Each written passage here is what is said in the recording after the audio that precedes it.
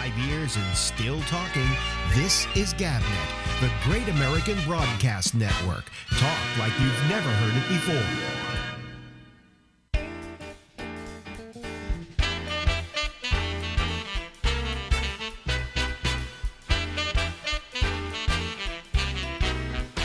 Hey,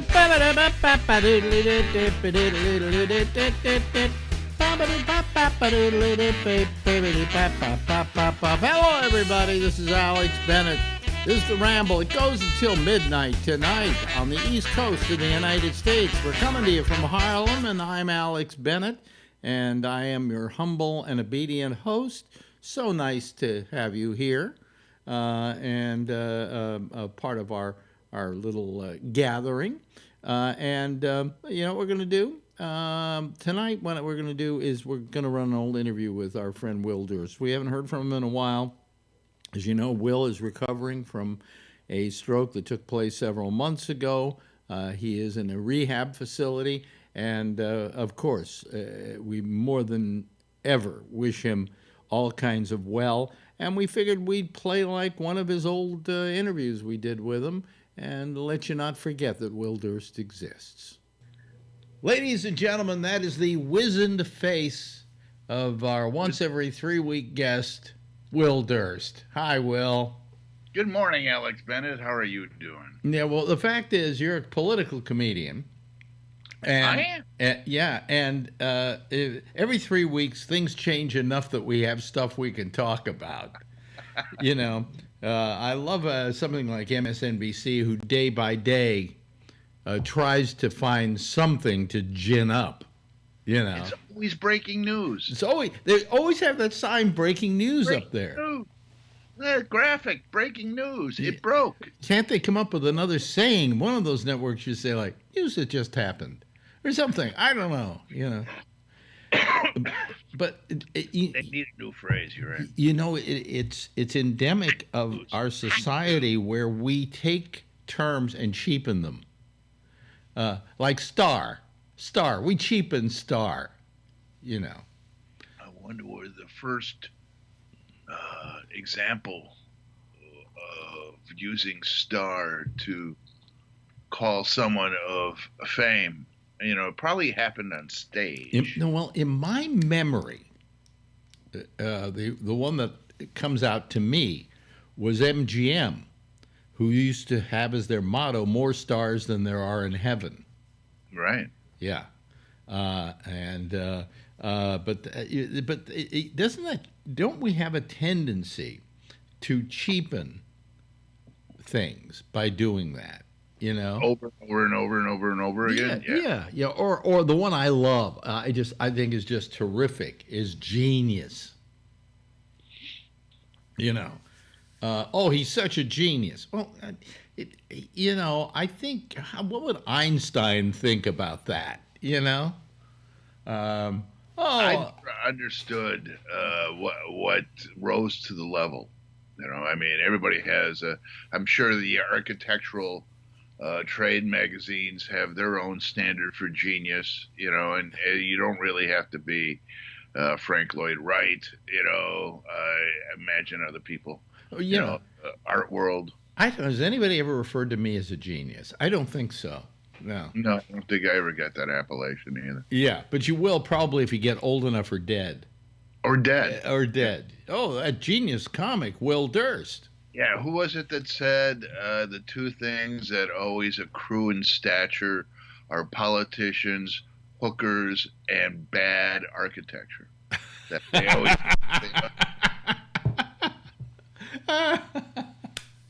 Yeah, well, that's kind of an offshoot of that old saying that the only things that get good reputations with age are politicians and hookers. Yeah. So anyway, so this is the genius Will Durst. And this is the genius Alex Bennett, the genius of media. Yeah, media genius. Can you imagine, folks, just the amazingness of the geniuses that are on your screen right now?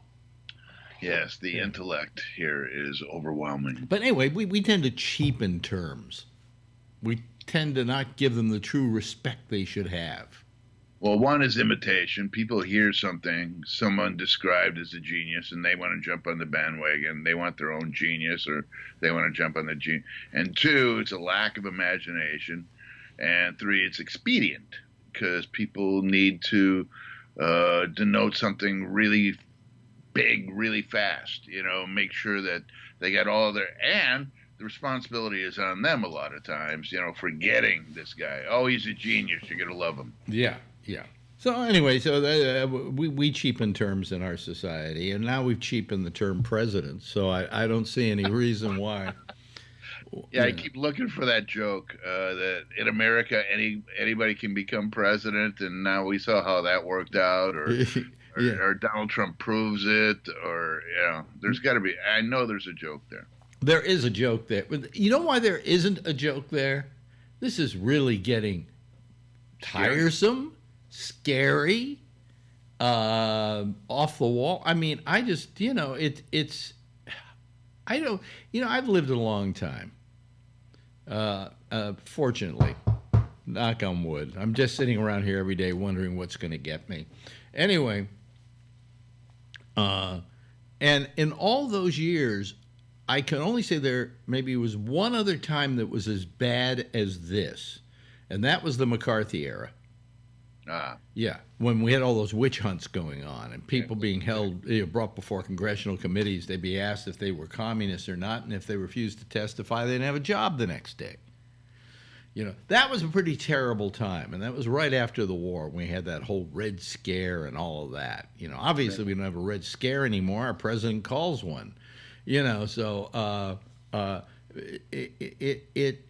that was maybe as bad a time that I can remember. But then hop to now, and hell, I wish we had Nixon back. Or Carter. Or Carter. Carter wasn't a great president. He was a great human being.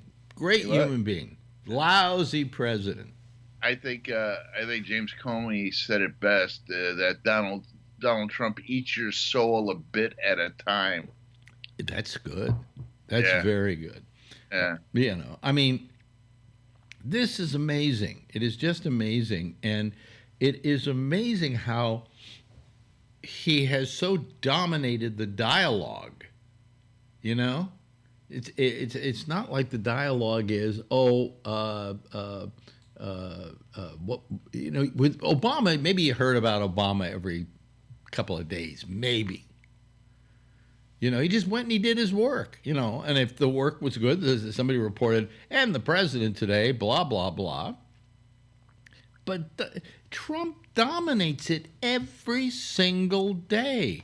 And these people over at MSNBC, at CNN, and to a lesser extent Fox, because they're sucking his dick, are just eating it up. They become the all-Trump all-the-time networks.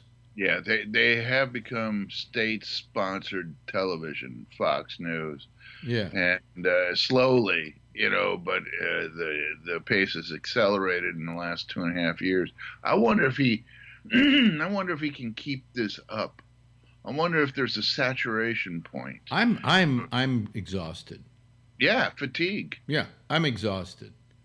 So now here's the question I have for the comic. Okay, first of all, I want to ask you who you think so far of all the Democratic candidates would be your choice for somebody A, who could beat Trump, but that's maybe a different question than B, who could be the best nominee as just a nominee.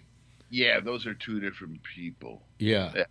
I think Biden can beat Trump, and I think as she demonstrated when she interviewed what's his name, the little lapdog, the 194th breed of the American Kennel Club, William Barr, the other day. I thought great job. Yeah. Who? Klobuchar? Are you saying? Yeah. Kamala Harris. Oh, Kamala Harris. Yeah. I get a problem with Klobuchar's voice. It's always as if she's on the edge of not being sure of what she's saying in advance, and I got a problem with Klobuchar. I could not. Her voice could grate carrots. Yeah. So I cannot Well, go. Plus, she's smart and mean. Let me go back to another, make another first question instead of the one that I did, and then we'll get to the others. But of all the ones that are running, who are the ones that should just get out right now because they haven't got a fucking chance? Andrew Yang.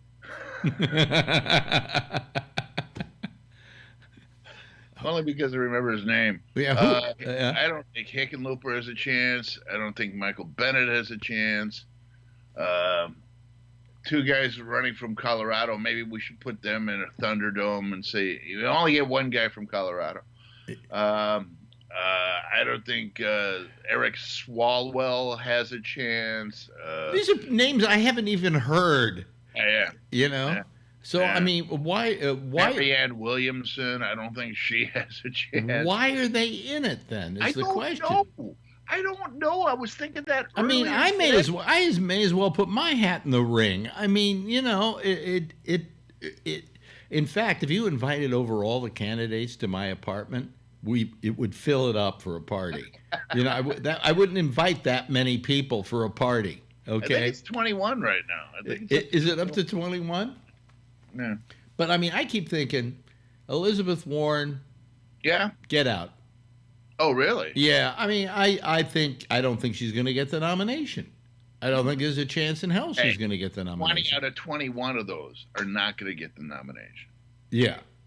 But I don't think I think she's wasting her time, her money. She could be better serving her constituency in Congress. Kamala Harris has a certain charisma that I would say she should keep going. Okay. Klobuchar, I'm on the edge as to whether she should get out. Quite frankly, I think Beto O'Rourke should give up. He'd be better served to run for Senate in Texas again. Yeah. And how many? My question is, how many of these people are doing what they're doing as kind of an audition? You know, well, that always happens for something else. That happened in the Republican nomination process 4 years ago when Scott Walker was at this time before the 2016. Scott Walker was leading all the polls. So yeah, I mean, you never know what's going on. It's a lot of people are running, as you say, auditioning for vice president. Yeah. Well, let me also add that I think that the guy who surprises me, and he was the flavor of the month for a couple of weeks. Buttigieg. Yeah. Booty call, whatever his name is. Buttigieg. Yeah, Buttigieg. Buttigieg. I'm taking back at that. He has managed to not continue to be flavor of the month. He's considered to be a good flavor. You know, he seems to be. He seems to be becoming chocolate or vanilla. What? He's actually jumped into the top row, Baskin Robbins. Yeah. Willie Brown, the former mayor of San Francisco, you remember him? Yeah, I remember Willie, of course. He said he was taken by Buttigieg, and then he saw him a second and third time, and he said the exact same thing and told the same stories, and the petals kind of faded on the rose for him. Yeah, but I think he is a stealth candidate in that he tick off all the little things on the chart, and being unwed, yeah. Well, no, but I mean, like for instance, 2 terms in Afghanistan. Yeah. All right, where is it? Harvard. Yeah. Mayor, he's been a mayor of a town, so at least he knows administration, which is something, Trump can't call him inexperienced, because if you want to talk about inexperience, Trump is probably the most inexperienced president we've ever had. I just think there's very little that Trump can throw on him. I mean, he can't use the gay card. He can't say, oh, hey, Ferry Buttigieg, give him some kind of name or something like that. He can't do that with Buttigieg. And he can't he can't assail him.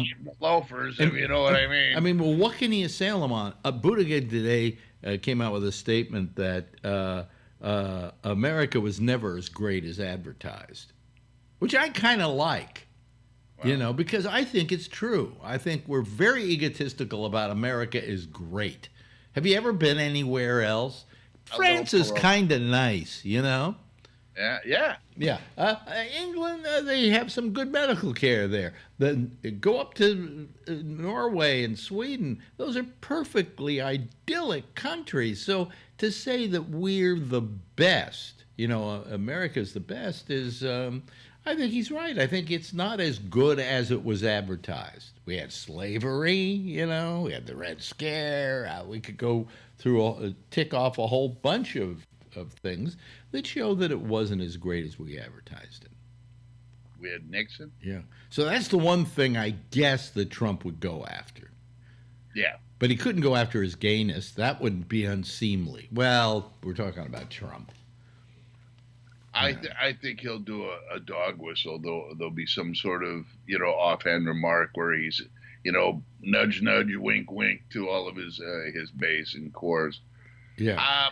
I just don't know if he'll last well. Whereas Biden, he's Biden long fight, and the unions love him, and all the East Coast and West Coast people.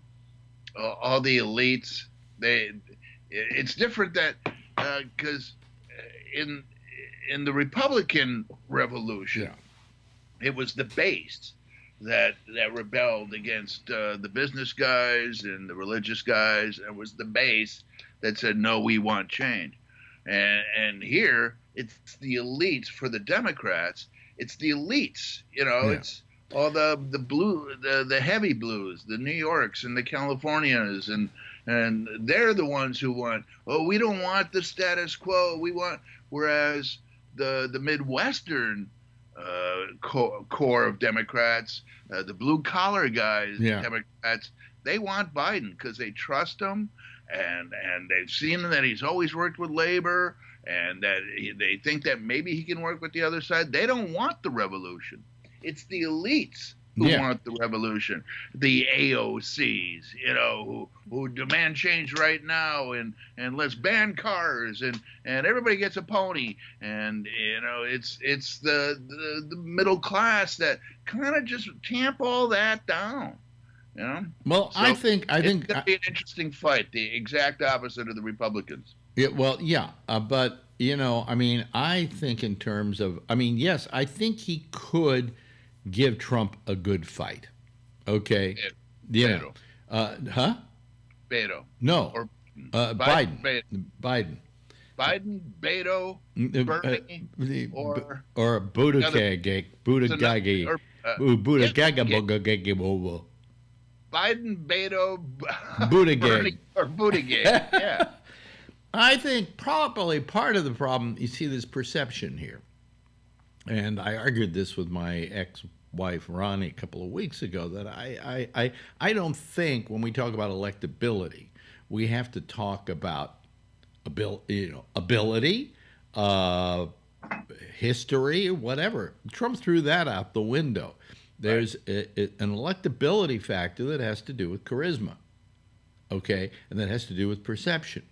The thing I like about Buttigieg, I think he looks young. He looks like he's ready to take on the day. He looks like he could get up at 5 o'clock in the morning and work until 3 o'clock in the morning, And Biden looks like he barely got out of bed. That's the problem with Biden. I think Biden looks tired. And do we need to, and this is ageist, but I'm 79. So you get to be ageist. So I can be ageist. Yeah. He looks too old for the job.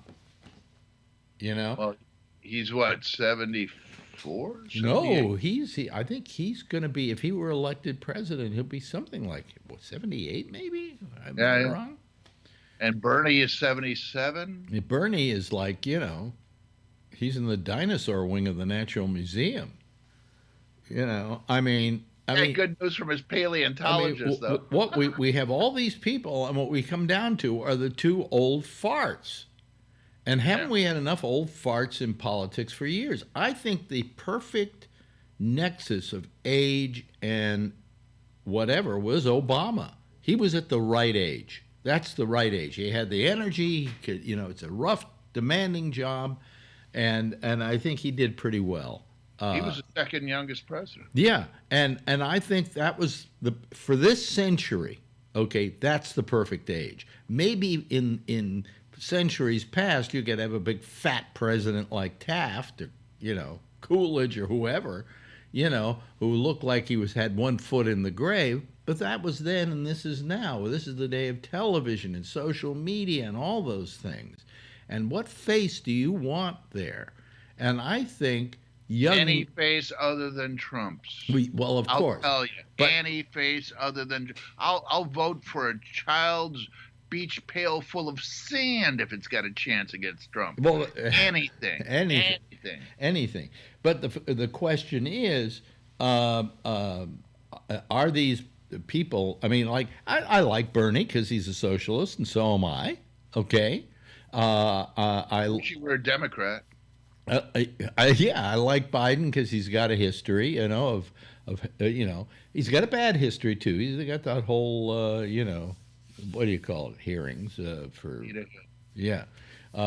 he's got. But the reason he's got a lot of baggage is he's been around so long. He built up baggage, right? Whereas Mayor Pete has no baggage because he hasn't had time to, what's his baggage? He got a C in math in high school or something. I don't know. That would be his baggage. So as you get older, as presidents get older, as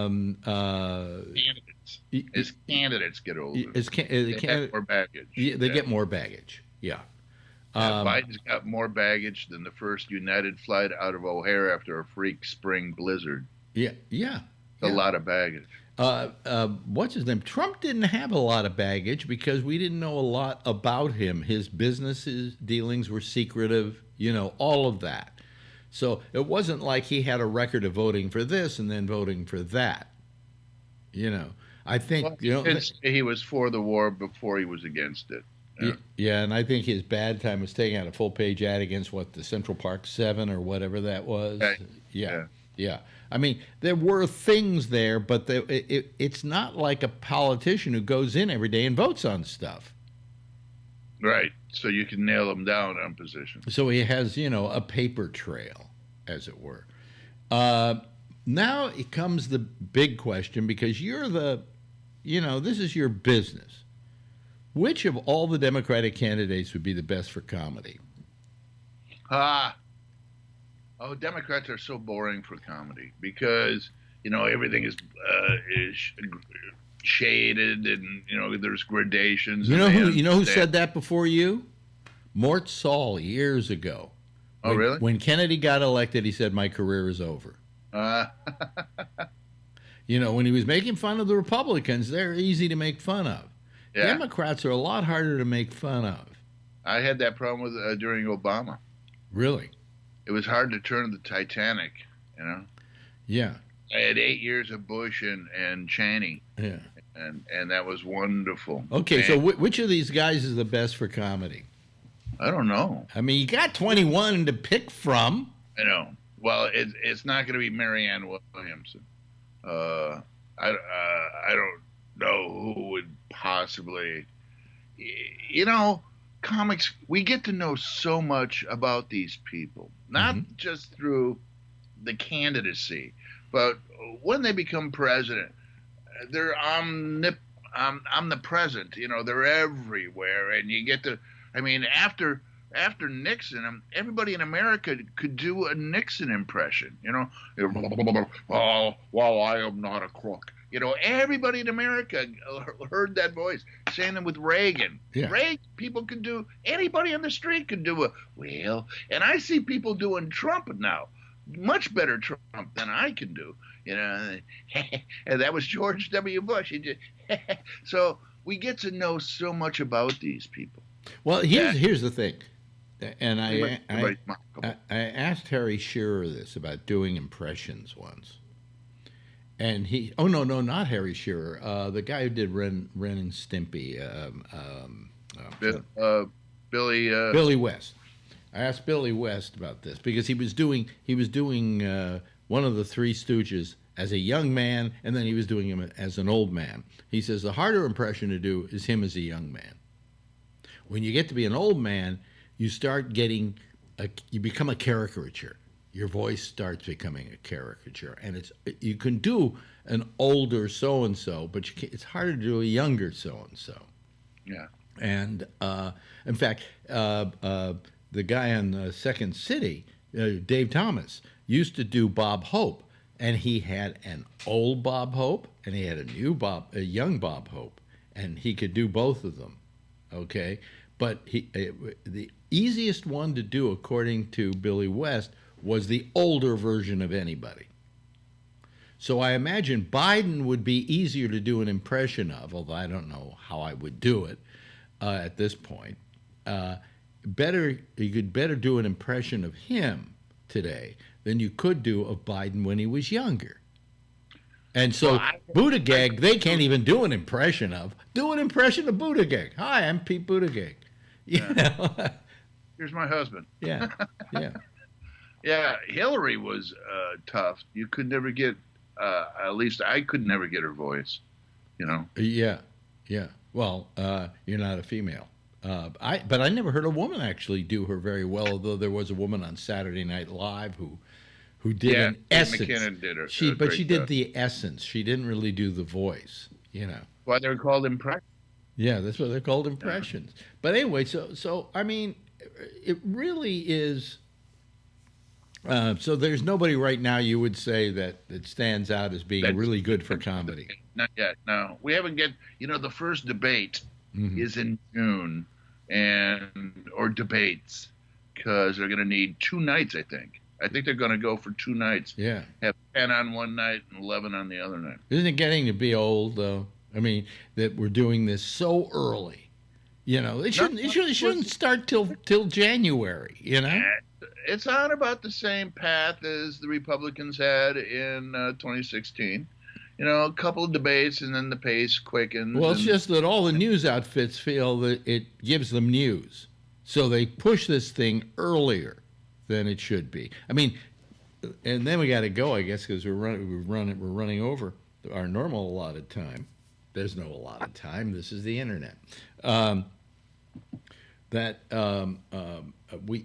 My idea has always been we do away with the primaries, because all they do is cost the states money. If you want a primary, then you as a party should pay for them, you know, because you're trying to establish who your nominee is going to be, right?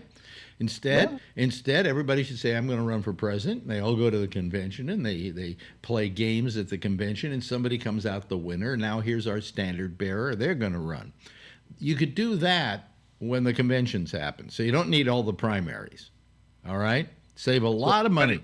So how do you vet all those 21 people want to give a speech at the convention then? Hey, it's their problem. It's the Democrats and who they're going to put up as their nominee, and they should not have to deal with it. We shouldn't have to pay millions and millions of dollars here in New York to hold primaries that only benefit their outcome. Okay? So we do away with the primaries, and there was a time we didn't have primaries in this country. Okay? So it's not unusual. Secondly, we don't start until those conventions, which is what? July, August, whatever. And then you have like about a 3-month time in which people run for president, and then it's over and done with. We don't spend 2 years going through this and billions of dollars. You're putting thousands of people out of work. What about the people with the bumper stickers? The bumper sticker companies. What about all those people? What about all the people at the poll workers? They get paid for going out and having people wander into their garage. You know, you're anti-job is what you are. In true Alex Bennett style, I say, fuck them. Anyway, nice talking to you once again, Will. This hey, has been have a great week, Alex Bennett. I'll talk to you in a couple. This was a good one. Thank you. Ladies and gentlemen, that's Will Durst. Still talking.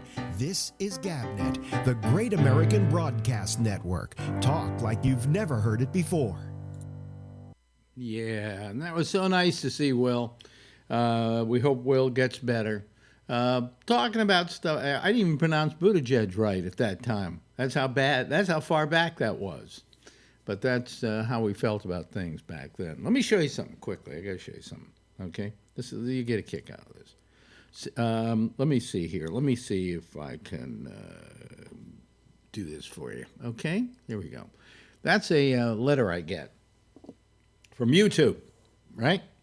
Says, after manually reviewing your video, we've confirmed that it isn't suitable for all advertisers. As a result, it will continue to run limited or no ads. It was Alex Bennett's Ramble, 2/13/20, live on YouTube. Okay? All right. It says your video remains playable. It's still eligible to earn subscription revenue from YouTube Red, but you can find more information about our advertising. Blah, blah, blah, blah, blah, blah. Okay? All right. That was, see right there? That was for last night's program. Then I get this. Okay? How do you like this? Hi, Alex Bennett. Great news. After manually reviewing your video, we've determined that it's suitable for all advertisers. Thanks, the YouTube team. And look at the date. Alex Bennett's Ramble, 2/13/20.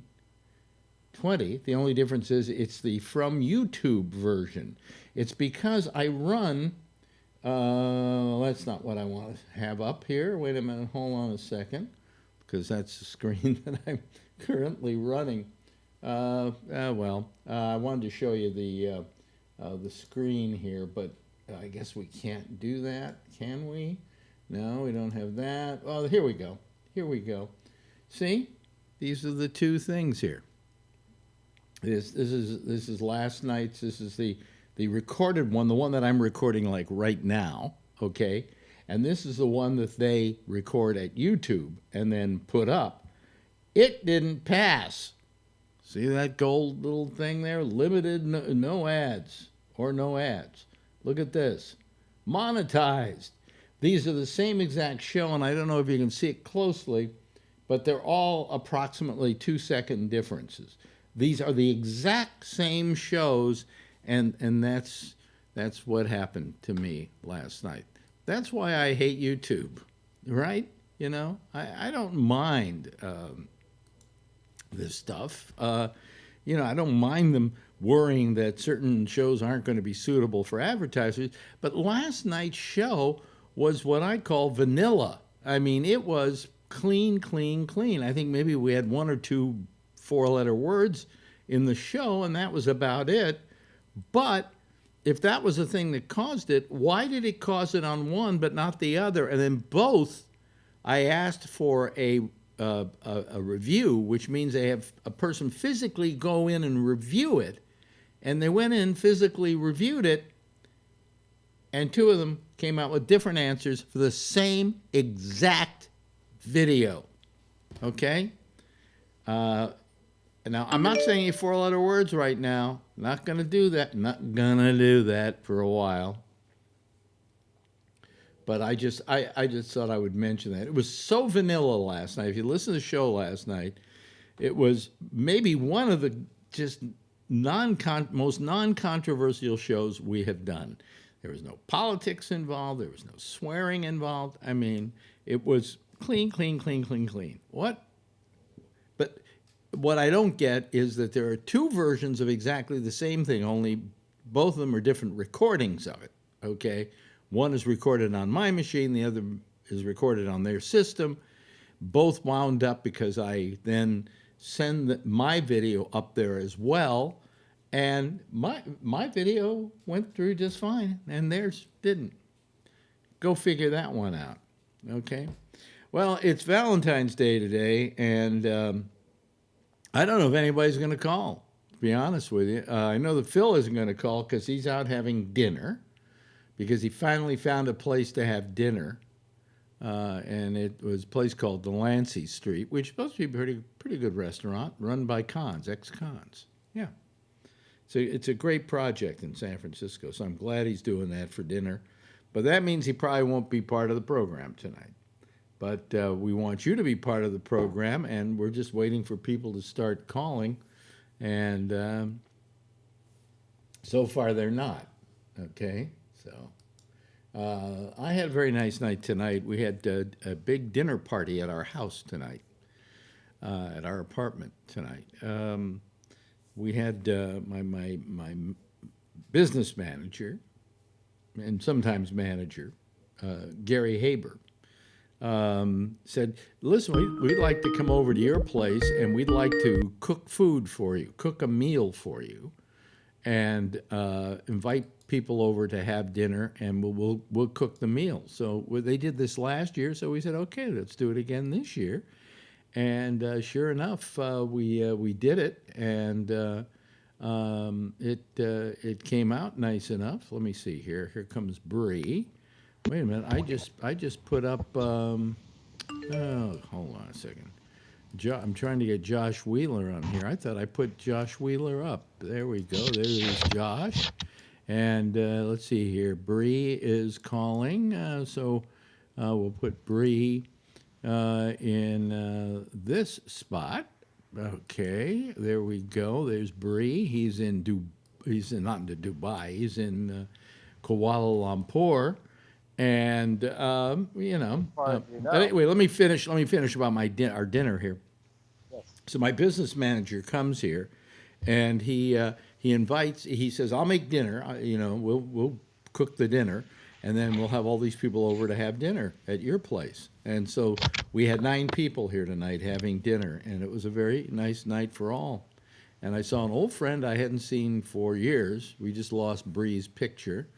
Well, I'm here, Alex, but you didn't want me moving around, so I'll just go with that for now. I'm about to sit down. So. Okay, all right, I guess. I'm at a koi pond right now. You're at a koi pond? Where? Well, let me finish my story, in Japan, okay? in Tokyo. Let me finish my story. Oh, look, there are the koi. How koi of them. Anyway, what was I going to say? So I was telling about dinner. So I had we had some people over, most of which I had met at one time or another through Gary, but an old friend that I hadn't seen in years. Anybody know the musician David Bromberg? Rings a bell. Yeah, he was like on the early Dylan albums. He was one of the musicians on the early Dylan albums. Very famous musician. Well, he's been out of the business for 22 years, and now he's suddenly going back on the road again. And he was over here for dinner. It was great to see David. I hadn't seen him in I don't know how long. Been forever. So did he play at the Graffiti in Pittsburgh? I have no idea. Okay. I have no idea. Well, we don't have a picture from Bree, and I know that Jeff was trying to call. I can give you the picture, but yeah. I didn't think that you wanted. I'm deciding on where I'm going. Yeah, well, we won't make a lot of comment about your touring around tonight because we did that last night. We don't want to. Oh, but look at those fish. Was that? I'm in a completely new place today. Little kid screaming. Yeah. Well, go over and find that kid and hit him. Okay? Okay. Hello, Josh Wheeler. How are you? I'm doing pretty well. How are you doing? Good. What's up? What's new with you? Oh, Jesus, that kid just, Nothing really new, to be honest with you. Pretty much the same. Pretty much the same? Oh, okay. Is that the kid who's screaming? Yes, that is correct. I put you on mute there for a minute. Yeah, that is a cute kid. Yeah. It's 1 ringgit to feed the fish. 1 ringgit to feed the fish. Mm-hmm. Okay. Wait a minute. To feed the fish, you're feeding those fish must be fat as hell by now. If kids are going there and feeding them. I think they are. Yeah. I never heard of a feed the fish thing like that. In a mall. Yeah. And this is one of the bigger ones. I think I'm going to get Thai today, so I think I'll go here.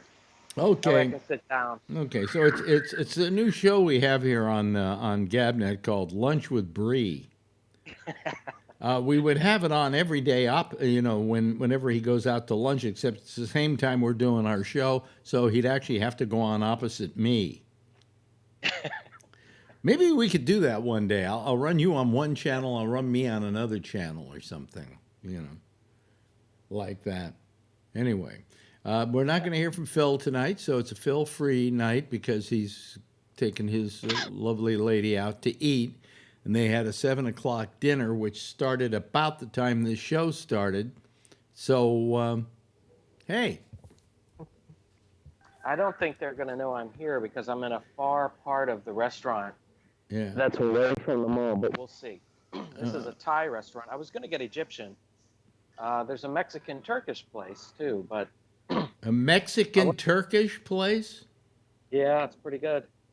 I'll tell you, I went to New York, and there were quite a few of these type of restaurants.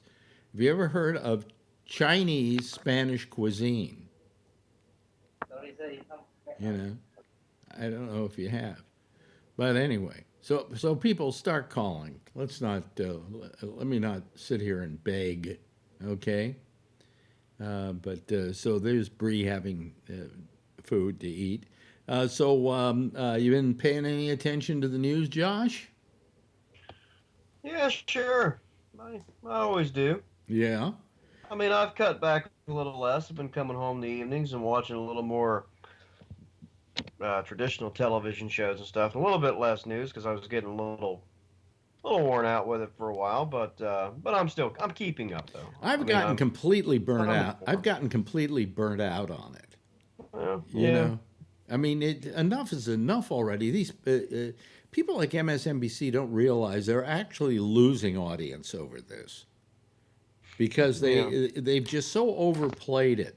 How many debates can we have? I mean, come on. Yeah, I definitely think there's been too much of that. I mean, how many debates do you need?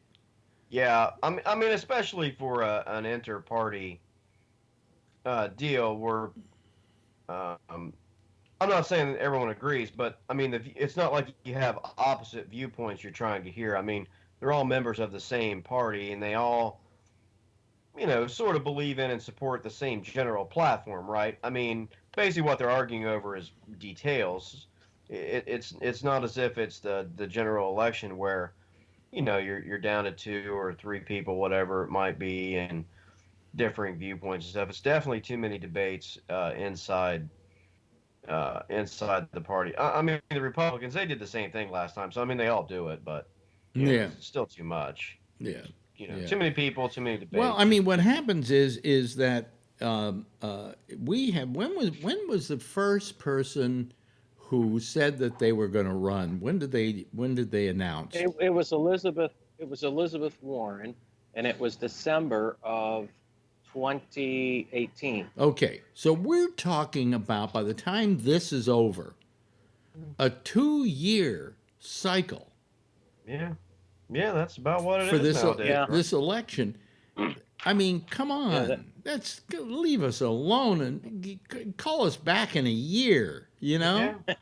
And honestly, that's from when they announced. I mean, obviously there was a lot of work that went into it before they announced, reaching out to people, hiring some staff, forming a campaign. But I don't care about that. I only care about the effect on us.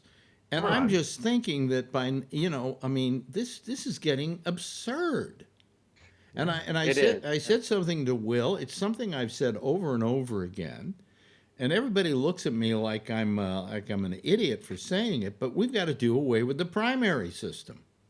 And you go, well, gee, then how are we going to nominate the? We did it. When did the primary system start? Do you know? Oh, man,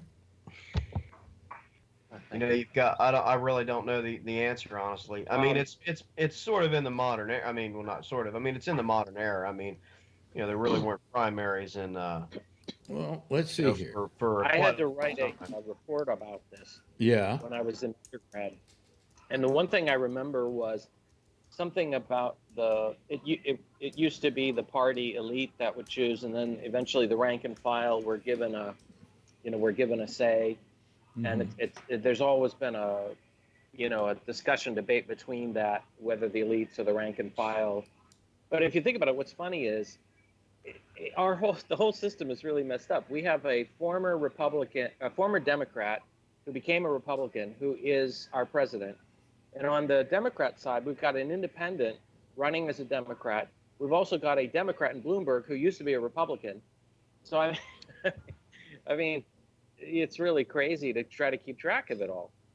Okay, I stand by my opinion that the system is broken, and I don't know how it can. Well, the primary received its first major test. Okay, this is as far back as it goes, 1912, pitting incumbent President William Howard Taft against challengers Theodore Roosevelt and Robert La Follette.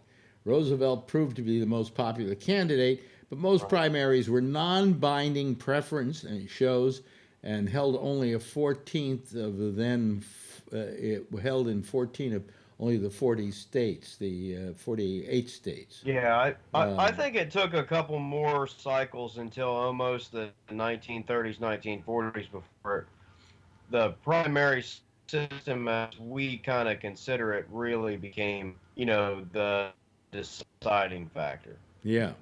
So that being the case, why do we do it? I mean, why we can stop it. It's not written into the Constitution. It's not part of the system. It is really only a party function.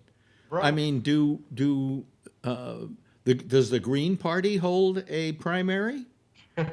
Yeah. No. I mean, I think it depends. I think they can, if they petition particular states to get on their ballot and follow all the rules and all that. But I don't. But you're right. We don't have to have a party. There's no, a primary. There's no constitutional requirement that someone be a member of a party to run for president. That's not one of the qualifications. So here's you could just be, So here's my suggestion. Okay, you go to your convention, and what the convention used to be for is exactly what I'm saying.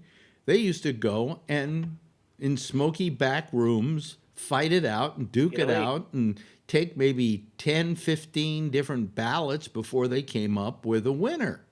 Okay? Sometimes it took way more than that. Isn't that what led to Chicago? What? What'd you say? Isn't that how didn't that lead to riots in Chicago or something? No. What led to riots in Chicago was the Vietnam War. Yeah. That's what that was all about. I was there. And that event is what radicalized me. Anyway, so what they should do is hold their conventions in whenever they hold them, July, August, and September, or August, September. I think mostly in July. Okay. Let's say July. Let's say August. Let's say you both hold your conventions in August. Okay, and you just come out of those conventions with, here's who is going to be our nominee. All right? Ta-da. And that's it. I mean, I don't have a problem with the people choosing their candidate, but I just, as a personal preference, I would be more in favor of like a national primary. Mm-hmm. Not these drawn out, not the 5 or 6 months. In other words, Republican primary, Democratic primary, same day all over the nation, or maybe you split it into 25 states and 25 states. Just because I don't like the way that it is. I mean, the way that it's set up now, some of these early states, they dominate. If you don't do well in Iowa and New Hampshire, which is in no way representative of the United States of America, collectively, now you're not a good candidate. I'm just saying there's no reason, for example, that nationally Joe Biden has led for a long time in almost every national poll, when Americans from all 50 states are polled. But suddenly now he's Mr. Nobody because he didn't do very well in Iowa and in New Hampshire.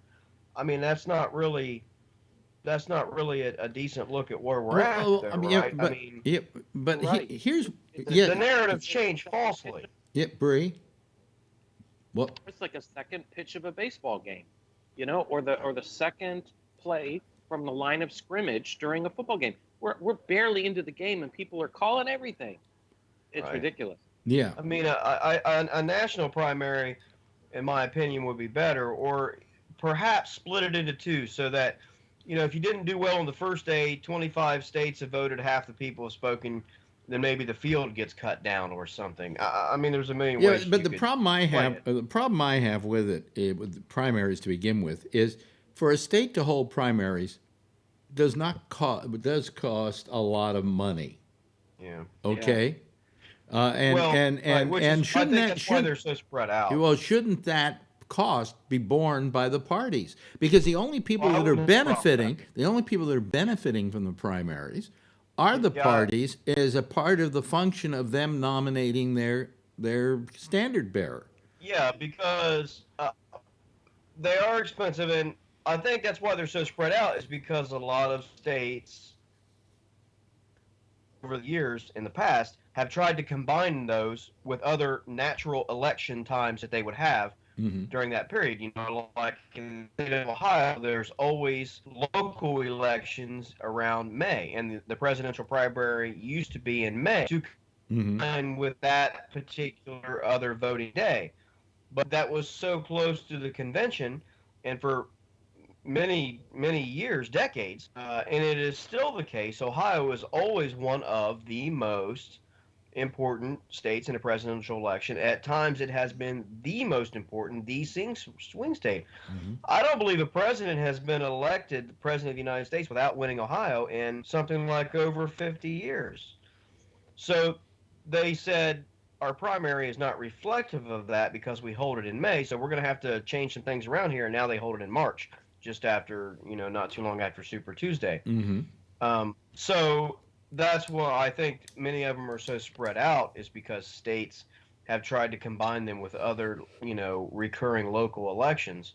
Mm-hmm. And that's why the process takes forever. I mean, that's what I'm saying, is maybe we need some sort of a single day primary or whatever, and then it's you have everything that goes up to it, and then once you have it, that's it. It's done. Mm-hmm. There's your candidate. There's your nominee. Anybody who doesn't like it and wants to run as an independent is, welcome to do so. Yeah. By the way, Jeff One of the Jeff Stein is trying to call us, and I don't know what your problem is, Jeff. But all I keep saying is Jeff's audio. Are you trying to? Yeah, that's fine. Are you It trying can come to? in as audio. Well, no, but I don't think he's trying. I think he's trying something wrong. He's Well, not. that's Jeff. Yeah, that's Jeff. Jeff, go get your wife and Get it. have her call for you. There's something you're doing wrong, Jeff. One of the things that I like about this campaign, though, is we're really going to see, can you buy an election? If Bloomberg shows up on Super Tuesday in the top two, if it's Sanders and Bloomberg neck and neck, then you'll know. If you hire the right people, they strategize. They're totally up on public relations, advertising, buying, taking polls and surveys of the audience.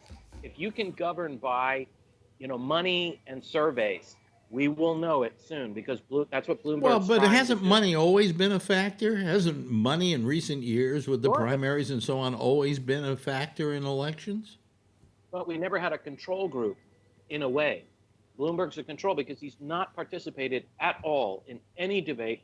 He's not participated in the two. It is interesting that Bloomberg has not, as you say, participated in anything. It's almost like he decided not to show up, I think that's the plan. And he's done his entire politicking using television ads, which he has spent, by the way, so far $300 million on.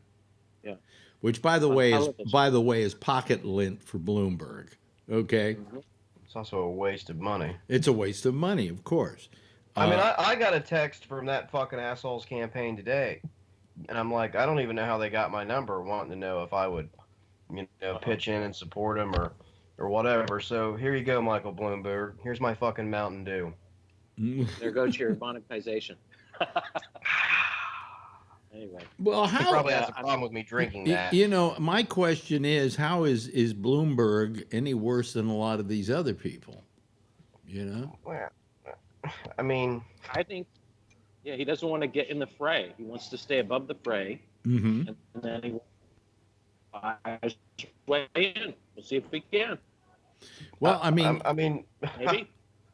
I'm not voting for Bloomberg for anything. I don't mean, know that I'm that happy with Yeah. Bloomberg either. If, Alex, you if and I I both went to New York City. the voting booth Yeah. and it's Michael Bloomberg or fucking Stalin, I'm voting for fucking Stalin. I mean, I don't. Alex, I'm not- Alex, you and I lived in New York City when Bloomberg was mayor, Yeah. and I got to tell you, I didn't hate the guy. I saw him as kind of neutral and trying to get things done. It wasn't. I wasn't that bothered by Bloomberg until his third term. Here's the problem. To begin with, you're only supposed to do 2 terms in New York City, but you can somehow finagle it so that you can run for a third term. And in his third term, he was a complete mess. I would agree. I agree with you there. He was a hot mess in his third term. His first term, he was, I think, pretty good mayor. Second term, pretty good mayor. Third term, hot mess. That's when he started coming out with things like, let's ban sugary Big drinks. You know, Yeah. that kind of stuff, which, hey, I agree. Let's ban sugary drinks. I'm all for that. But I don't think it's such a major issue in New York City that that's one of the major things we have to attend to at this point. Yeah. You know? Well, the media made that a big thing too. Well, the media made it a big thing, but and I don't. Here's the problem I have with Bloomberg as a politician. I don't think he explained it well enough. He Yeah. should have gone deeper into why sugary drinks are bad for people, and they are. I mean, they. Well, at the time, he Huh? was the king. Yeah, At but the he time, didn't. But he yeah. didn't explain that. He just said, "I'm going to do away with sugary drinks." Oh, okay. Well, why? Well, just I'm going to do away with them. And the same thing is true of this whole stop and frisk thing. I don't think he's explaining why he did it that well. And there Yeah. is a way he could have explained it that wouldn't say I was targeting black people. What he should have Well, that's said what was Pete Buttigieg said. no. What he said was what he should have said was, I wasn't targeting black people. I was targeting neighborhoods that had the highest crime rates.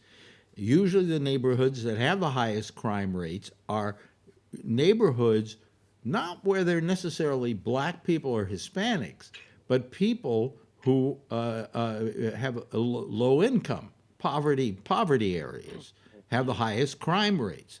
And the people who have the groups that get the highest crime rate are these groups, basically because they are not given the same advantages as other Americans, okay? And that would have been the best way of explaining it, and that you wanted to make those neighborhoods safer for the people that lived in them. Then it all makes sense. But, you know, and then the way it was done, you don't let the police run out and do stop and frisk without rules, okay? Because you're going to just have a bunch of, you know, Wyatt Earps out there, you know, thinking that I had a. you know, and I can you're absolutely and I right. can understand why some black people felt put upon when they were stopped and frisked and they were really given a bad time about it, you know. So I completely agree with any black person who said they felt terrorized by it, because the police weren't reined in enough. It was like they were given sort of a carte blanche, and they went out Yes. and determined the tone that stop and frisk would take. And that was I bad agree. management on Bloomberg's part, you know? I had a professor at Maxwell School in Syracuse. He was totally always pushing the line to us. He said he's done all the research. He would do all his papers and show us. He says it's all about class. He says the focus on race is a media thing. You know, you can disagree or agree, but he said there wasn't enough attention paid to the class issue versus the race issue in the media. Yeah. I just got a thing from Jeff that says, Pam and I have a Skype problem, so I will just listen. Sorry. Okay, well, somebody else call tonight so we can get a little more of a round robin discussion going here. Patrick's Otherwise, supposed I to will call. give you the tour. Otherwise, we go on another tour, folks. Yeah. Yeah. I think Patrick is supposed to call. Patrick is supposed to call? Oh, okay. Yeah, he's supposed to. He's supposed to. Okay, well, it would be nice if he did. Not on a hot date? What? He's not out on a hot date? I don't think so, no. The breed pegs the creep meter anyway. He never dated anyone, male or female. What's this? This is Forbin Colossus writes that? You're an idiot, Forbin. Phil Meyer writes, Forbin, Bree is a man of great integrity. He is a family man and deserves respect. I'm open season, but he's a good guy. Okay. Who says that? Somebody's Phil, defending me? Phil Meyer. Apparently, he's having this romantic dinner with his loved one while watching the show on his iPhone. So, you know, I hope we're both eating. You're both eating, yeah. There was a time, maybe like 3 years ago, there was this girl in Korea who would do a YouTube. All she would do is eat. And she had 1 million viewers. I mean, she would just eat like crazy, like noodles and all kinds of stuff. And that's all she did. She just ate on YouTube. Well, what can I do to get 1 million views? If I get 1 million views, I would make a lot of money. Okay? So what could I do to get 1 million views? Well, drop trowel? What? You know? I think that what you need to do is to what they call agenda surfing. It's looking what the zeitgeist is and then jumping in on that, you know. Yeah. Well, you know, I was thinking of maybe I could do some cooking or something, you know. Or of course the watch paint dry thing did very well for me.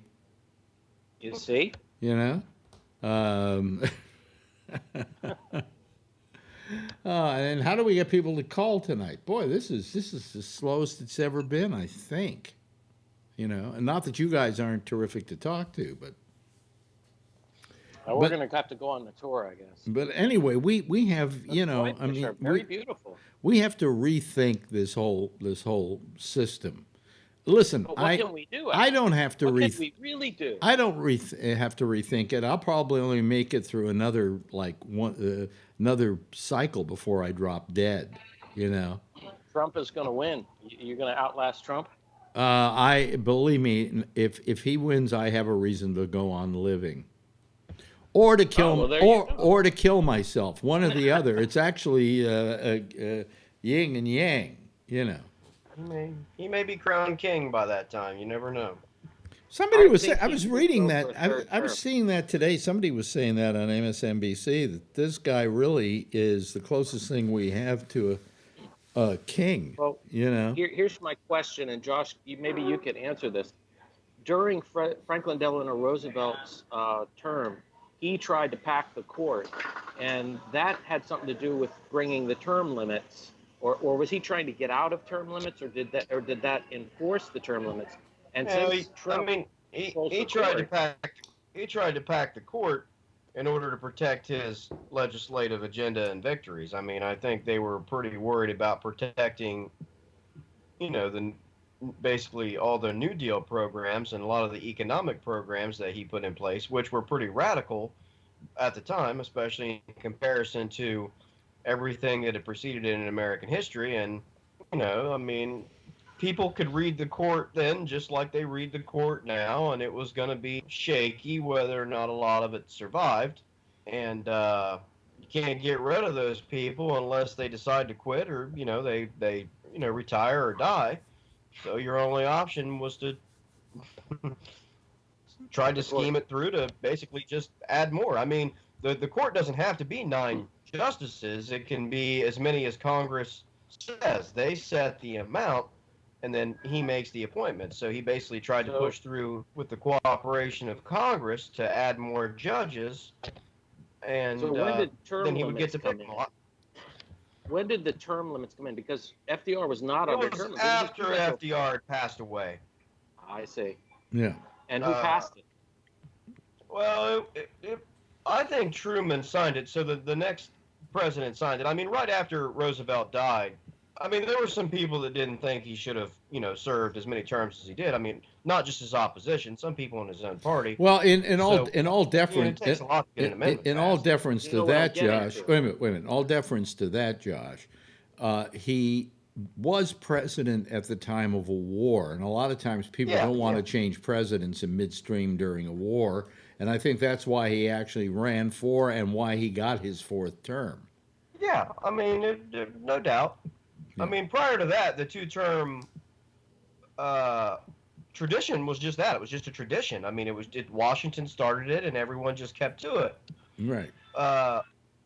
Lincoln did live long enough to push the issue. Mhm. So, yeah, I mean, look, economic crisis followed immediately by, a world war, et cetera, and it all set up well for him. What's I interesting? mean, he was popular. He was What's beloved, interesting? His fourth term, he was not well at all. I mean, he was. No, not at all. He was at death's door, basically. I mean, you look at pictures of him. Well, he had been for quite some time. You look at pictures of him at Yalta and so on, and he's just, he's a walking corpse. That's like the Algerian president, before he stepped down. But could Trump get that reversed? Could he? Well, it'd have to be. It's a constitutional amendment. I mean, it's nearly impossible to overturn one. I mean, it has been done once, but that was so people could get beer. So I don't know. I don't know if it'd be quite Those are that the easy same this time. people. Listen, I just Those don't. are the same people that want Trump want beer. So don't put it past him. Yeah. Thanks a lot. Yeah. I mean, I don't think that it's possible. I'm surprised actually that he hasn't tried some sort of court packing scheme. I mean, I think he people will. think, oh, we would never do that. Really, I think Republicans would do that in about 5 minutes if he thought of it. I agree with you, and I think he's going to do it in whatever his he second wanted. term. Now, let me ask I you a think his question. Just quickly, we have to play a game we do every day. What did you have for lunch, Bree? I had something called tom kha, which is a Thai coconut chicken soup with jasmine rice. With and a lemon jasmine iced tea. rice. And now we're supposed to, what we're supposed to figure out here, Josh, is how much that cost. Was that all you had? That's all I had. I had a light lunch today. You had a very light lunch. Did it have noodles in it? No. No It's noodles. not a noodle dish. Okay, it's the number, what number is it there? Let's see here. Number 15. Number 15, right there, the white one. Yeah, there. Yeah. Okay, so now let's all figure out how much he paid for lunch. I'm saying thanks a lot. that because you pay for it in ringgit, right? That's right. And Correct. I'm not going to say how much in ringgits, but I'm going to say how much I think probably in money. And I'm going to go, you just spent $1.50 for lunch. No, you should know I'm in probably the second or third most exclusive mall in Malaysia. Okay, $2.50. No, it was quite a bit more. Really? For just coconut soup? How much? That's right, just for a soup. How much? 26 ringgit. 26 ringgit, which is what? That would be $6. $6 for a bowl of soup? Are they nuts? Yes. Yeah. Well, you got that right. You got that right, Alex. It was quite expensive. Yeah. Thanks a lot. Okay. It was quite expensive, and I got to tell you, it was not very good. I've had a lot. Tom Kha Gai is sort of my go-to, along with green curry chicken at Thai restaurants, along with pad Thai. Those are the three go-tos. But I usually base it on that. If I'm going for the first time, I get the Tom Kha Gai. That soup was not very good. Okay, well here's what we got here. Ray Renati said $3.59, and Mike Allen said $5, and Ray Renati upped it to $6.60. So he was the closest, I guess. Kevin. But he went over. And by the way, Kevin and Ray, why aren't you calling the show right now? I need you. Ray says $6.60. Kevin Stopper said $4.59. Cornbread Runs, whoever that is, says $8. And Kevin says Ray wins. Yes, I think Ray wins. $8 for a bowl of soup. Now that would really, I would be steamed, you know. Yeah, you wouldn't go back there again at that No, price. I absolutely 100%. And you not say it wasn't. going- You say it wasn't that good. Oh, it was not good. No, Not good. Okay. not good. Well, I'm never going there There's my again. favorite tea. My Yeah. favorite tea is called Teh Tarik. Yeah. It means pulled milk tea. It's the local drink here. I love it. Now, what Tenteric Palace? What do they serve? No, Teh Tarik. Teh Tarik. Tenteric. Teh is tea, Yeah. and Tarik is pulled. So you see the two cups? Yeah. That's how they pull the tea, the milk tea. What do you mean they pull Right it? here. Yeah. They pull it from cup to cup. Oh, I see. Until it's brewed or something or whatever. Yeah. Is it good? Oh, I love it. Really? I mean, I'm addicted to this stuff. Really? Yeah, it says it was invented in the 1800s when a sultan wanted a different way to enjoy his tea. A young servant boy thought of a way to entertain the sultan whilst he prepared the tea. Wow. Pulled tea. I never heard of that Pulled before. tea. Wow. Oh, I love it. Well, when I come to visit you, which could be any day now, we'll have to go there. Yeah, absolutely. You're Yeah. welcome anytime. Yeah. And I'm going to get my dessert here. yeah. I'm going to get creamy kanifa. Now, what is that? That is an Egyptian dessert that I came to like in Dubai. So I can be seated again. Boy, But I don't wanna if you ever come back to the Yeah. United States, you're going to get some awfully boring food here. Yeah, that's true. Yeah. Phil Meyer said $89.89 plus tip. What a deal. What is that, Phil? Is that at the restaurant you went to tonight? The $89.89 plus tip? What a deal. Could be. Could be. But anyway. Hey, Kevin, give us a call. Ray, give us a call. We could stand to have some extra people in here. Do you think? I'm talking to reasonable people tonight. Josh, do you think Biden's kind of through? Honestly, no, I don't think so. I mean, I hope not. Why, you like Biden? Yeah. Why? Yeah. Oh, one, I've always liked Joe Biden. Two, I like what Joe Biden has in way of his time in Washington and his experience. I am not one of the people who thinks that I always want to send someone different to Washington.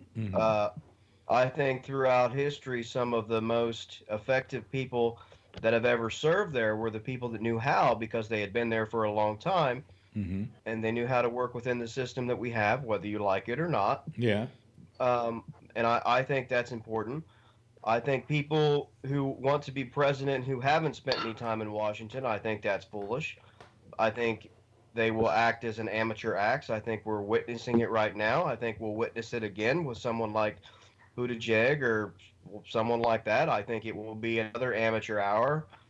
I think in this country you don't have time to learn on the job. I do agree with Joe Biden about that. And I've always liked Joe Biden's genuineness and tenacity. He's one of four. I'm sorry, but go ahead. Let me argue with you about that experience thing, okay? I feel, and I've always felt, that the job of president, of course, you don't have, there's no experience, there's no job really that you can hold that gets you ready for that job in particular. The closest thing that comes to it are people who are governors. Governor.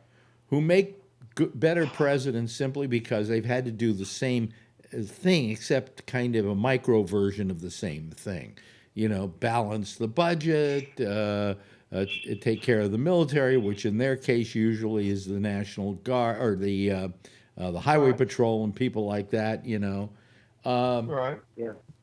but a senator has no experience that way, and essentially, 16 senators have become president. yeah, but we've also had a lot of governors who become president too. Sure. And they've been far more prepared for the job from day one than the senators were. I mean, I think it's a case-by-case basis. And I would also, I guess, kind of counter-argue that if you go back and you look, a lot of the governors who were elected to be president of the United States were elected from a governorship, but at some point in their life prior to being the governor of their state had served in Washington as a congressman Yeah. or a senator Yeah. or had served in some other national function as a cabinet secretary or ran an agency, for example, or maybe worked for the Pentagon. I mean, some sort of Washington establishment job prior to their governorship. Not all, Right. but some. Right. And some of the senators that we had were pretty effective. I mean, Truman, for example, had no experience really as a president because no one can, but was a senator, was not the most Well, he effective had been senator, he but- had been a vice president, not for a long yes, time, I but believe. for not very long. Right. He wasn't very well prepared to be the president of the United States because he was cut out of a lot of the loop. But he knew Washington D.C. very well. I'm trying people in to DC liked remember him. They who were was willing to work with him. who was Roosevelt's vice president before Truman, the term before Truman. What was his name? You know who I'm talking about. Yeah. Oh God. And everybody was very bothered by the fact that he didn't choose him as his vice president again. Right. Yeah, and political reasons on that. Yeah. But But I mean, what I'm trying to say about him is a lot of people felt he would have made an excellent president. yeah. And I mean, but some of the people who were, I mean, that's what I think it was case by case basis. I mean, Lyndon Johnson, for example, is known as Master of the Senate. It was and Wallace. did serve Wallace. as vice president Wallace. for a couple of years. The guy's name was Scott says I mean, something Wallace. Right. Yeah. Yes. Lyndon Johnson is another senator who became a very effective president. And when I speak in terms of effectiveness, I don't speak in terms of whether or not I agreed with what people did. I speak in terms of did they accomplish their agenda? Whether or not you and I would have liked it is, another matter. Mm-hmm. Did they accomplish their political goals, their agenda? Truman was very effective as president in the prosecution of the war and certain economic functions and getting reelected. I mean, he was reelected. Same thing with Lyndon Johnson. Do you think he made the right call on the atom bomb? Yeah, I mean that's a hard answer. Because to there's give. some argument Talking about the depths of- that Yeah. Japan was ready There was to. a television show. Well, no, Alex, when I was in New York, Well- I went to the Museum of Radio and Television. yeah, There was a whole panel show about this decision to drop the bomb, whether we should have or we shouldn't. mhm. And it was a show back in just a few months or weeks after it had happened. I never saw this anywhere. It's not on YouTube. It was only at the museum, and they were discussing the various things you're saying. Mhm. Ah, great. Yeah. Thanks a lot. Looks good. I did, but I mean, so I guess that's what I'm saying. Getting back to Well, there my was support for- but there was an argument that No. the Japanese were almost ready to surrender anyway, Oh, and- I don't and believe that this was unnecessary. But No, I mean, I don't believe that at all, and historical fact has proven that out. I mean, the Japanese surrendered by this, like, barely were able to do it after we dropped 2 bombs. I mean, really? I mean- okay, all right. Well, then I'm they were- wrong. But I mean- I was of the. You're agreeing, of course, Patrick. Well, yeah, I mean, look at all the battles fought all over the Pacific Hmm. that they literally had to use flamethrowers to get these fucking people out of these holes. They were like termites, and they just hid and kept coming and coming. Okinawa, Tarawa, all of those areas. There was no way they were going to surrender. yeah, I mean, the Japanese military establishment was shocked to their core when the emperor declared that he wanted to surrender.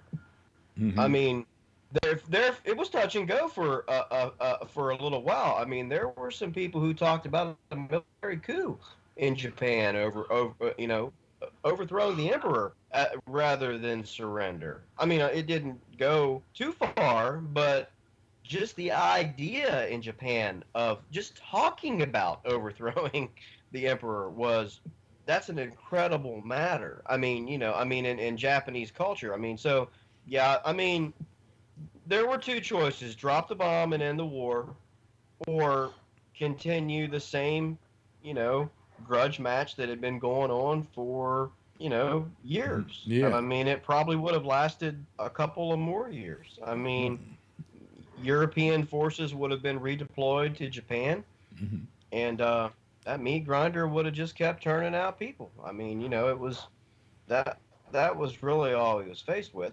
Wow. I mean, Yeah.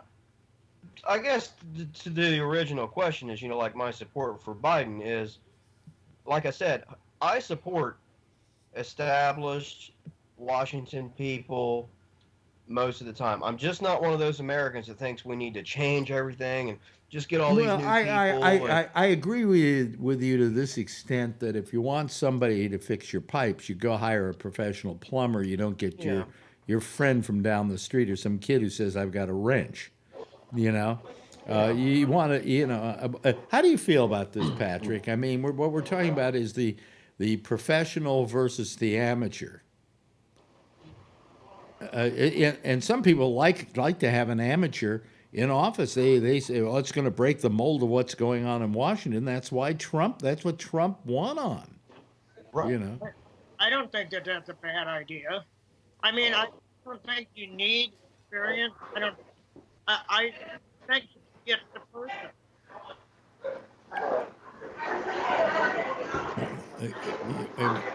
He's going to mute his. He's going to mute him. Yeah. Thank you. I think it's the person that's running, and whether or not they've been in Washington for 30 years, or they've been the governor in a state for 12 years, or a senator. I think there's enough of a variety there.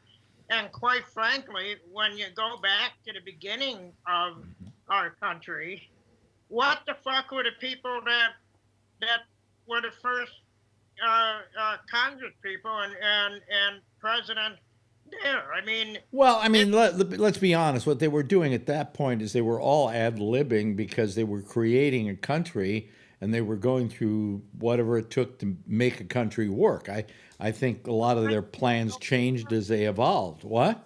I think they did a hell of a job, and it lasted this long, and almost without any problem. I wouldn't change the. I don't know if that's necessarily true, Patrick. I think we've had nothing but problems. I mean, let's face it, we created a country here to begin with that was founded on the existence of slavery. Yeah. And slavery as an economic model. Okay. That isn't exactly a good decision, in my opinion. No, and are we doing that now? No. And have we done it for the last 200 years? We haven't done it for the last 150 or so. Yeah.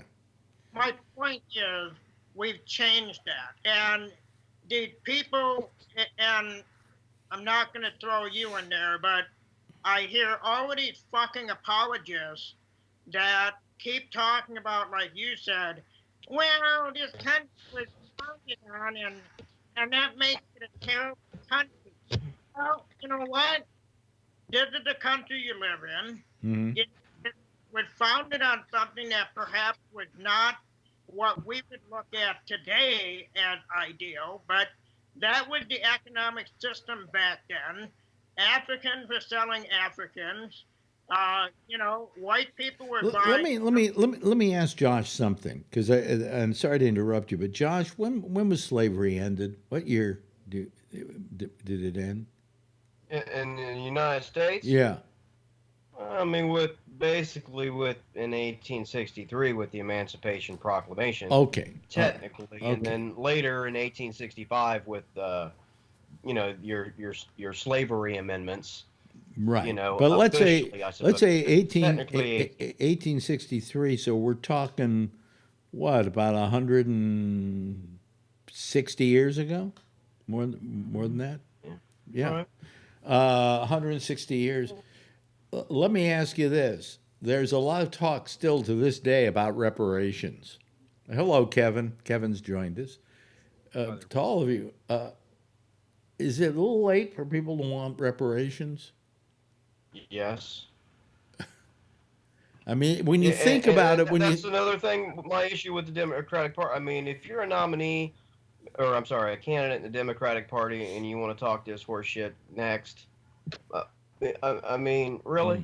I mean, yeah, because here's the thing that I'm saying is, you want fucking free money now? if this were even 50 years later, I would go for reparations. I would go along with the concept of reparations. But when you mentioned how many years ago, and suddenly I thought how many years ago since slavery was over with, which is over 160 years ago. The question is reparations kind of a moot point in this day and age? I think it has been for quite some time. Really? I mean, in my opinion, yeah, I can't believe that it even comes up in Democratic debates and those kinds of things, to be honest with you. Yeah. I mean, and that's part of my problem with the Democratic Party in general. And like I said, why I might support Joe Biden is because I think when it comes to an issue like that, someone like Buttigieg or some of the other candidates, they've got their little note card prepared to answer for something like that.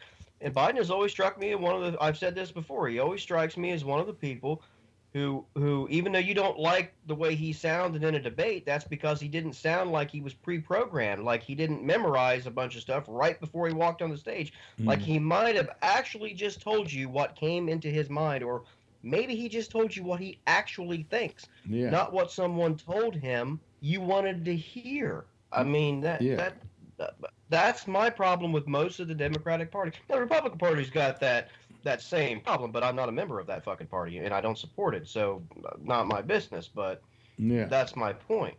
Yeah. I'm trying to find something here. Chuck, Chuck Lorre is? He's the guy who does Big Bang. Writer? No, he does Big Bang Theory and so on. Right. I'm just trying to see here, though. Vanity cards. I'm trying to find his latest vanity card because it was kind of funny. Hold on a second. Let me see here. Here we go. Well, that's Big Bang Theory. I don't want Big Bang Theory. Oh, boy. Let's see. How many vanity cards? There's a 600 vanity card for Big Bang Theory. I don't have it. The one from last night. I'm trying to find it because last night he always does these vanity cards at the ends of his shows, and they are just always very, very interesting, and a lot of times they're very much anti-Trump. Let me see here. 418, 641. Let's see here. Is this last night? No, that was last week. Draft Oprah, draft Oprah, draft Oprah. Damn it. There was one last night, though, where he actually went after the Democrats that I wanted to read you, but I can't find it. It's not here. Chuck Lorre, vanity cards. Damn it. We just don't, we don't have them. No, well, it's too bad. Because I wish he did have a list of them here. Let me see here. Yeah, it was something last. Oh God, I don't even want to paraphrase it because I don't have it right. Now usually I can find it. They usually have like Chuck Lorre's vanity cards, and then all the latest ones. And he doesn't have them here. Let's see here. Ponder's Faith. Where is it? They don't have wikis. Unveils his immortalized by vanity cards. Here we go. Maybe this will do it. Let's see here. I doubt it, but let's see. No. Damn it, I can't find it. I wish I could find you as Chuck Lorre's last night because it was very funny because it did put down the Democrats, which he very rarely does. Okay, and but these are little cards he puts up at the ends of his shows, and they go by so fast that you've really got to have a recorded version of the show in order to see them, because you have to put them on pause so you can read the whole damn thing. And we just don't have the latest vanity cards. Oh well, that's too bad. That's too bad. This is for Mike Bloomberg. Yeah. Correct. Okay. All right. Let me see here. Chuck Lorre Productions. No. Yeah. Well, it used to be you could go online and see every one of them. Yeah, there's a list of them. I got a list of them, but they're all numbered. They're all numbered. Okay. If you have a list, what's the last one? The latest one? Well, the last one is 624, but that's just a picture. It says the end. It's like the last one of the Big Bang Theory. Oh no, that's Big Bang Theory. Yeah. 620 is a big long diatribe. No, it was a. Let me see People here. prefer to turn right. Right feels good when it's empowering. Wrong, yeah, it's long. No, I can't find it for last night, but the one last night was very funny, and I liked it because it was putting the Democrats down, which he very rarely does, you know. And Yeah, you'd probably have to have the show number or something, right? Yeah, well, I mean, usually I've been able to always go online and just find the latest vanity card. Yeah, because this is first aired 2 May of 2019. Yeah, latest vanity card. Let's see if that brings up anything. Latest vanity card. No. Oh yeah, and then on the right you can search them by date, by series. Yeah. By holiday. Well, we by want month. the one from yesterday, you know. But it would probably be a repeat. It's not the original then, right? No, it wasn't a repeat last night. No, it wasn't. Let me see here. Oh, here's Rhea's back again. Well, I'm not going to waste everybody's time looking for it, but it was really quite good. So. Oh, he does them under the other shows too. Was it the Big Bang Theory or was it the other? No, it wasn't the Big Bang Theory. Okay, 2.5 Men, Mike and Molly, Dharma and Greg, Grace Under Fire. Yeah, no, it just doesn't. Yeah, there's a whole bunch of them. Yeah, I don't see the most recent one up here, which should be higher than the 600. He already did his 600th a long time ago. Yeah, he's at 624 on this list. Yeah, and what does that one read? Oprah? No, it's it says the end. Oh. The ends, and it's got a picture of everybody's butt, and it looks like the last end of the Big Bang Theory. Something like that. Yeah. Anyway, I'm not going May 2019. I'm not going to bore everybody with trying to find it, but if you get a chance, freeze frame this week's shows, okay? Because they're pretty interesting. Pretty interesting. But getting back to this concept of I spent way too much time on that. Getting back to this concept of experience, Kevin, what do you think about experience? I mean, the reason why people voted for Trump is they wanted an amateur. You know, they wanted somebody who wasn't part of big Washington, as it were. And personally, I don't care either way. I mean, as long as it looks like they have the chutzpah and the gut, it's like what you were saying. I don't mind if there's an amateur down the street as long as I know that they've got the experience and they're able to do the job. Yeah. I don't know. From what I saw, I didn't know that Trump had the ability to do the job. I didn't think so. Didn't you watch The Apprentice? Yeah, I did. I watched it all the time. Well, there you go. Well, no, all he Yeah. was experienced in was firing people. Yeah, On that show. he was a corporate person, and that's why I don't understand how he still made it in. Yeah. Yeah. But that was a lot of people. I think that was just a lot of people pissed off at Hillary and wanting to test the waters to see if somebody like that could do it. That's a hell of a fucking experiment. There's always been this That's the one we're in right now. notion by the public about let's get somebody fresh, somebody who has new ideas, somebody who isn't part of the politics of Washington D.C.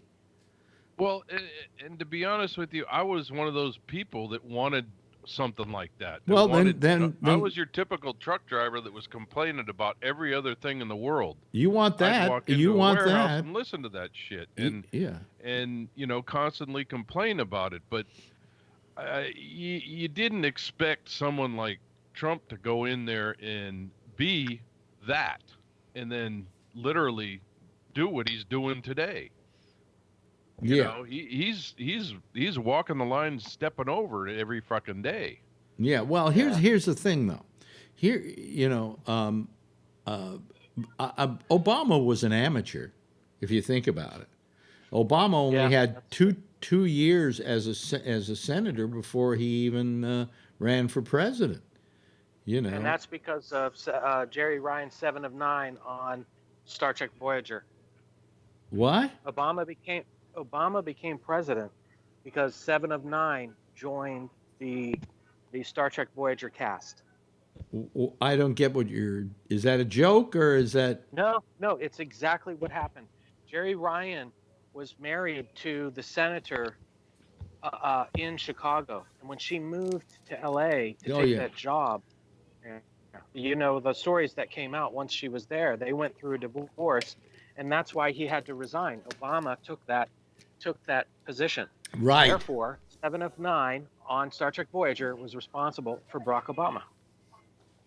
Well, it's kind of an interesting take on it. Yeah. Yeah.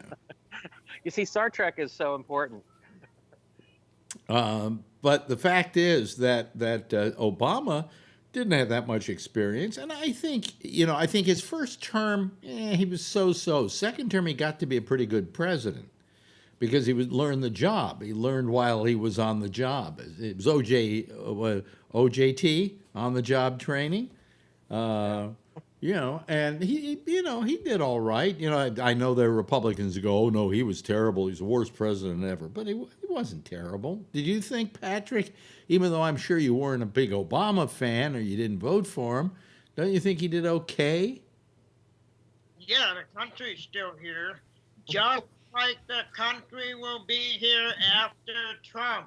Yeah, but the question is... And all the liberals say the country will still be here. Yes, you know something? It will be, but the question is, in what shape?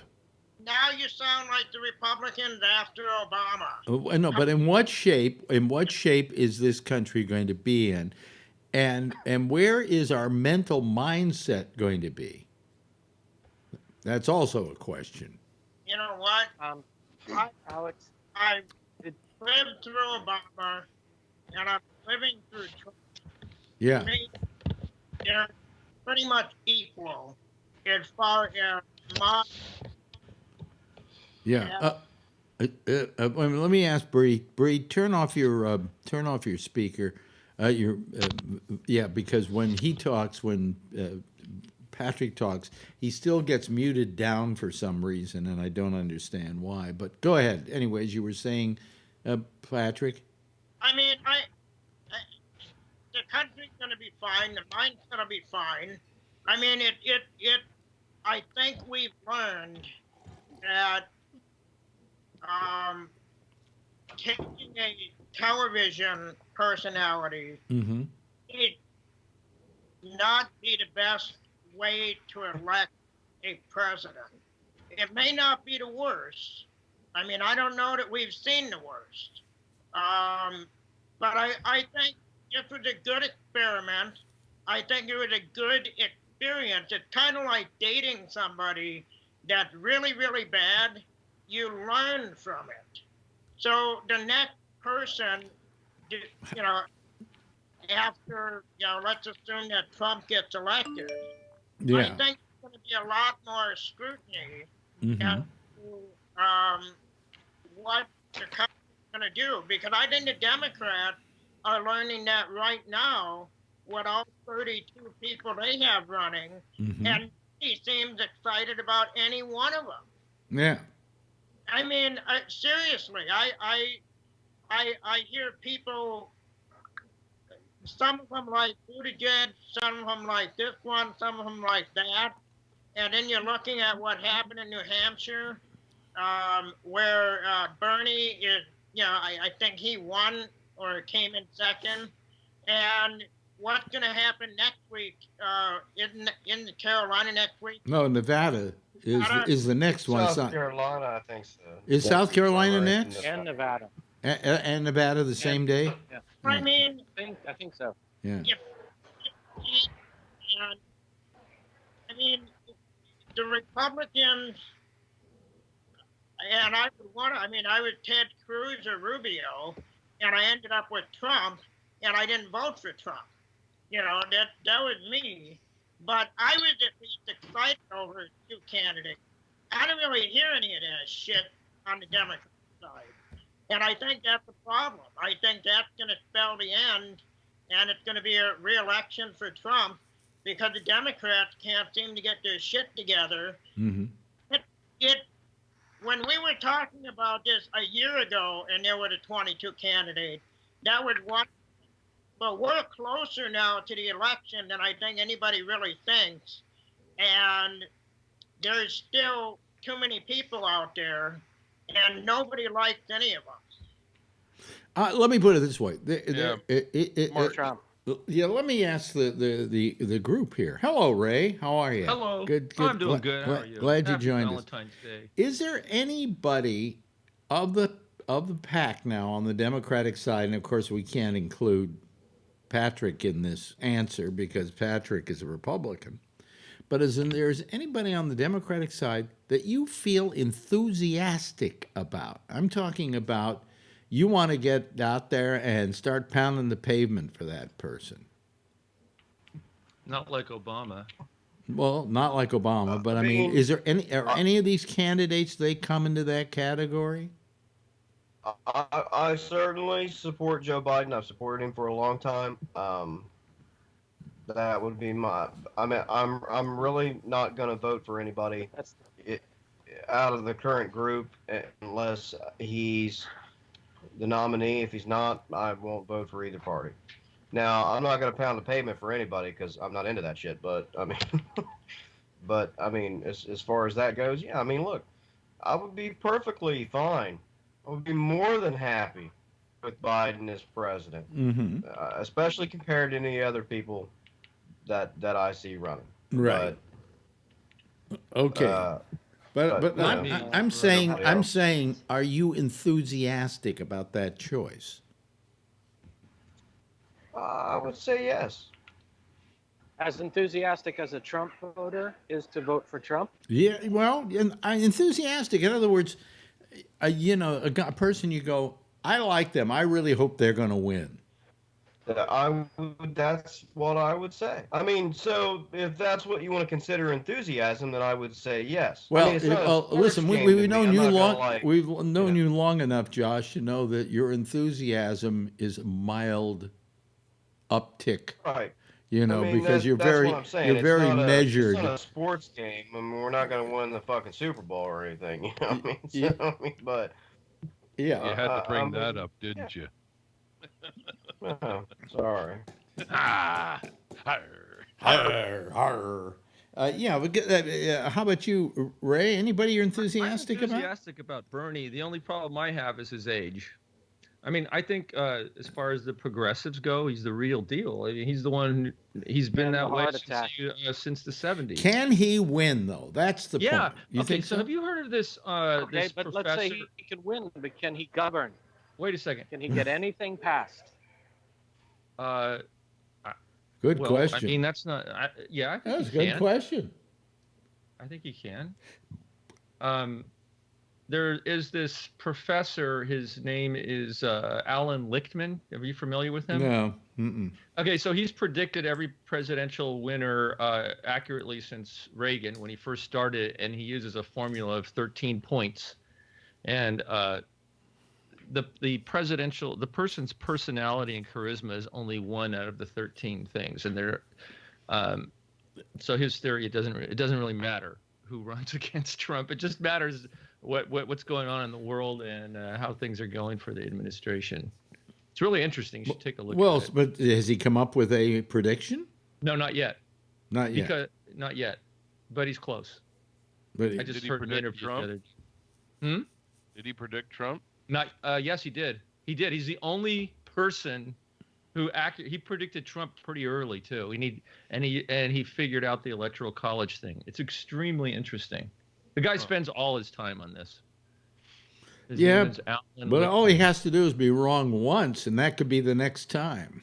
Yeah, and he hasn't been though since Reagan. So he's pretty good track record when you think about it. Yeah. Yeah, but if he's wrong who's he picking once, in this race? Who's he picking now? He hasn't Who does yet. he pick now? I don't think he has. Well, as of last week, he hasn't picked yet. Yeah. So. Oh, well, it gets easier as the weeks go by. I think he picked Trump like over a year out. Yeah. If I remember right. Yeah. American based on enthusiasm, the only person I see that has enthusiasm is Bernie Sanders. Yeah. Those people will go to the mat for him. They will go if Trump fans circle the White House to keep Trump in the White House. Bernie Sanders fans and voters would go to remove them. Nobody else will do that. Yeah, I agree. Well, that's all well and good, but that doesn't necessarily get people elected. You know. Yes. I mean, if Trump gets reelected, we're really screwed yes, up. Patrick. I think I'm predicting now, and I've said it, that Trump will win. I don't see any way that he loses. I don't see it. How on earth could he possibly lose? I don't see it. No, Patrick. One of the things I will say about the Bernie people is one of his people, I don't know what position they hold within his hierarchy, but they said if there's a contested deal in Milwaukee in June during the convention, Milwaukee gonna burn to the ground. So I think some of the Bernie people are as enthusiastic about him as the Trump people. So if Milwaukee's burning and we're on the air in June, I'll let you know. You know, pretty much. We'll probably hear about it. Camera outside and show you my neighborhood burning. You know. Because while I've sat here and talked about the fact that I think the Buttigieg has maybe the best shot, okay, he's not my choice. You know, I wish I had more choices. I wish there was somebody in there that I could be passionate about. But I'm not passionate about him. But I'm not passionate about Bernie either. And I'll tell you a couple of reasons why. Number one, I know people that know Bernie up in Vermont who've done business with the guy, say he's a real asshole. And if he isn't a big asshole, his wife's even worse. Okay? That they are two very unscrupulous people when it comes to business. And that's who you want on your side. Well, who do you want? Your asshole or the other guy's asshole? But you know, Bernie, I don't know. Bernie doesn't project to me a likability, and he doesn't engender in me a feeling of confidence that he's the real deal. Okay. Now, we have one guy right here, American Patriot, who's always up here making trouble on the board. He says, vote for Trump. He's not a socialist. What is wrong with a socialist? You've been eaten up by this word, socialist, bad. You know, come on. We're already, we have Medicare, Medi-Cal. Absolutely. You've got your fire department and your police department. That's socialism. Socialism. Socialism is simply really getting together and in a common interest paying for stuff that helps people. I mean, don't we want people to get health? You know, don't we want them to get well? Do we want them sick? Do we want old people to be in the gutter because they don't have any money because there's no social security? I mean, but to those people, socialism is communism. But it's not communism. I know, it's but not even close to communism. What they need to go to school. What you need here is capitalism with compassion. That's what you need in this country. How's that? There you go. There you go. But Bernie doesn't even call himself a socialist. He calls himself a social democrat. This socialism thing is just a label that the Fox News types have put on everything. Actually, technically, CNN. Technically, CNN. Yeah, we're CNN too. Yeah, CNN doesn't want Bernie. They want. There was a town hall. Nikita Charu got up from a nonprofit. She said, "Bernie, can you tell us how you would make socialism palatable to the voters?" And he said, "You mean democratic socialism?" And she said, "Yeah, that's what I meant." And CNN on the big headline said, "The question to Bernie is, how will he make socialism good for Americans?" But that's not what it was, but that's what they put on everything. The clip is on YouTube. You could see it. CNN is pushing for Biden big time. So well, also remember that it was in fact socialism and socialistic practices that dragged this country out of the Depression. Right. You know, with all the programs that Roosevelt put into play. Some people argue that Roosevelt did it because if he hadn't done it, this country would be communist by now. Because there was a large uprising for communism in this country right after the Depression, because they said, well, I guess capitalism isn't working. And what Roosevelt did was put in a great amount of socialistic programs to sate the people and get them away from that notion. But what happened as a result is we got some pretty good stuff. We got Social Security. You know, he had a lot of programs of people building roads and doing things like that. So that was a perfect example of socialism working in this country and working well. Can you argue with that, Patrick? I know that you're not a big fan of socialism. Huh? So you're saying it has to be really, so we have to be in a terrible time in order for a Democrat to get elected. Not necessarily. That's not what I'm saying at all. But Patrick, what do you think about that? I mean, socialism did help us at one point. Yeah, I'm not a big fan of, let's put it this way. I think capitalism is the way to go. And that I'm a capitalist. And yeah, we've got certain socialistic things that we have. That's fine. I don't see any reason to continue down that path and add more shit because we've already got what works. I mean, you've got Medicare, you've got Social Security. You know, we've got but there are people who would like to do away with those programs. How do you feel about that? That's not going to happen. That's like the people worried about Roe v. Wade. I mean, goddamn. Fuck before that fucker's overturned. And I'm going to walk before we get rid of Social Security. Well, I mean, they've basically been talking now about if Trump gets reelected, they want to do away with Social Security and they want to do away with Medicare. And I'm going to walk, too. So, I mean, you know, it's not going to happen. Well, I mean, if anything that would help you to walk, I'm for. Okay, even if it's pie in the sky working, you know.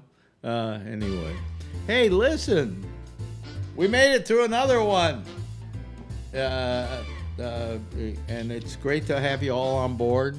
Great to have Bree again taking a walk through the mall. Not as many good-looking women today in the mall there, Bree. You're going to have to up your game. I've been trying to, well, I've been avoiding that on purpose. oh, I see. Okay. All right. Anyway, hey, listen, all of you, thank you so much for joining me on this Valentine's Day. Apparently you didn't have dates, so we're in good instead.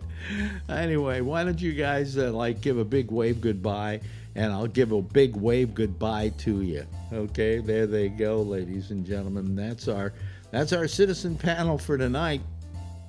Stay tuned now for Jack Bishop. He is next with a program called The Intersection, and he will be then closely followed by Nothing. But anyway, you can call him, and let me hang up on the Skype here so that he has a line to go to. There we go. Okay, so anyway, that's it for this week. That's it for tonight, this week. We'll see you again. We're back here on Tuesday night, same time, same station in life. In the meantime, as always, if you see her, tell her I love her, okay? Bye-bye, everybody.